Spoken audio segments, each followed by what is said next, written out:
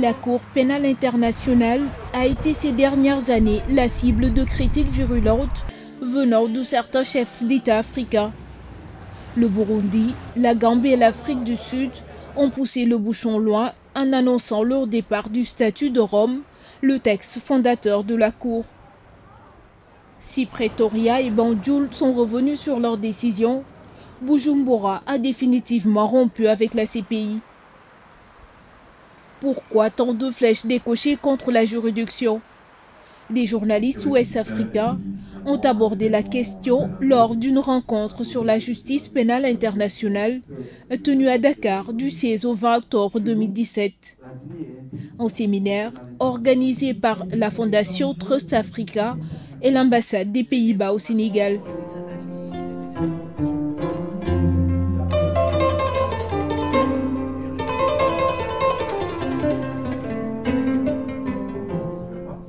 Comprendre le fonctionnement de la justice pénale internationale, c'est le principal objectif de cette rencontre tenue dans la capitale sénégalaise au profit de 15 journalistes venus du Mali, de la Côte d'Ivoire, de la Guinée et du Sénégal. Pour la cause, Madame le procureur Fatou Bensouda a dépêché à Dakar deux de ses collaborateurs. Amadiba, le chef de la section coopération internationale au bureau du procureur, et son collègue Abdoulaziz Bey, conseiller en coopération internationale.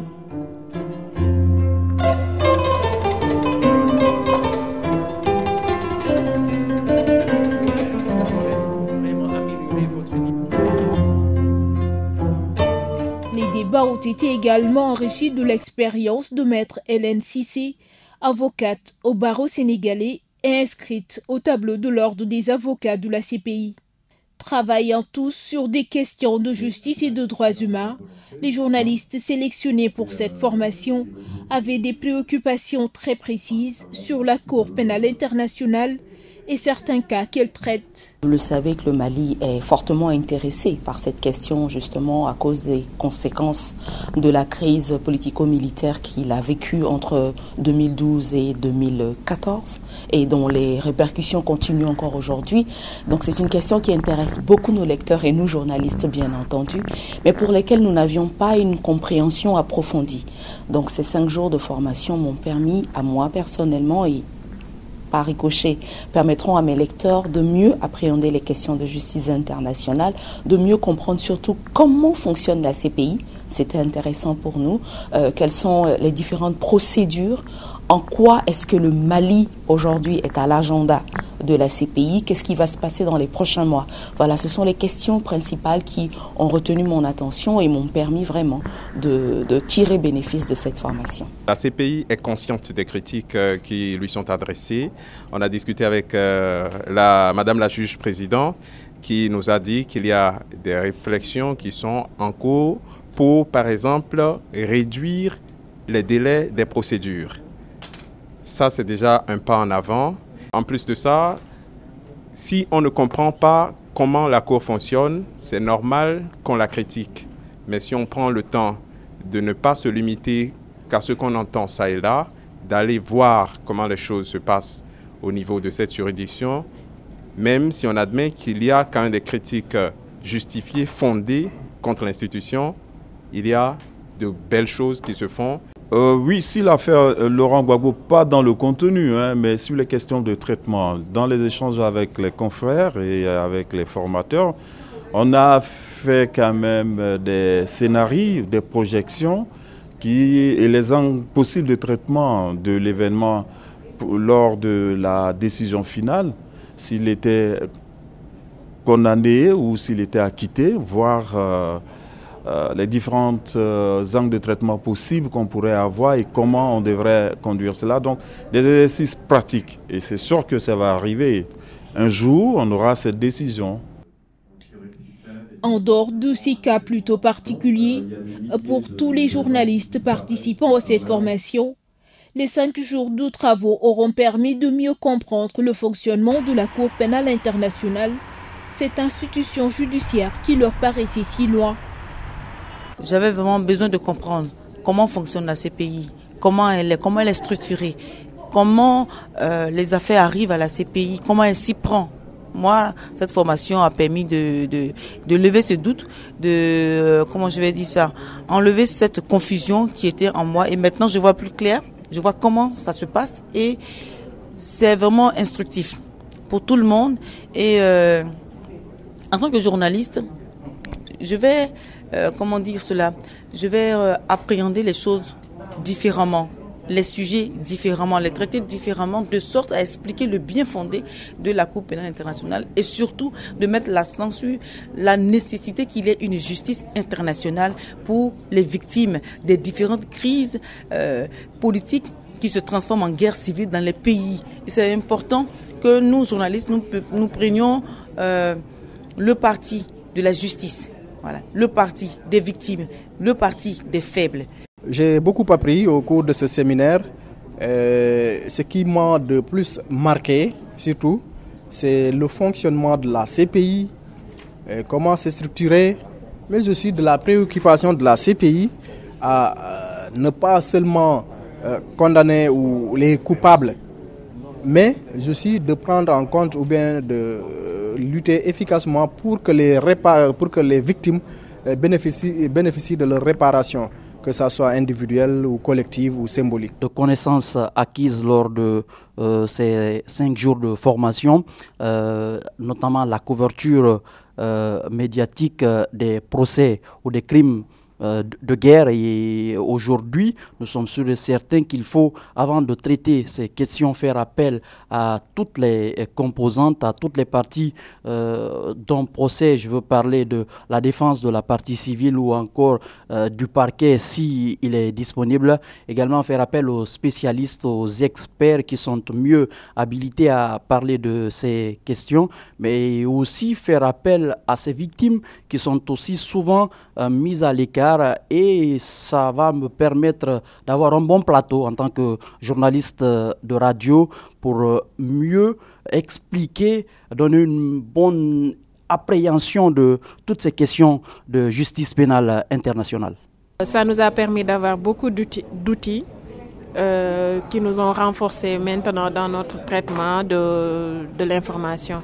Parce que souvent, ce sont des dépêches qui nous parvenaient.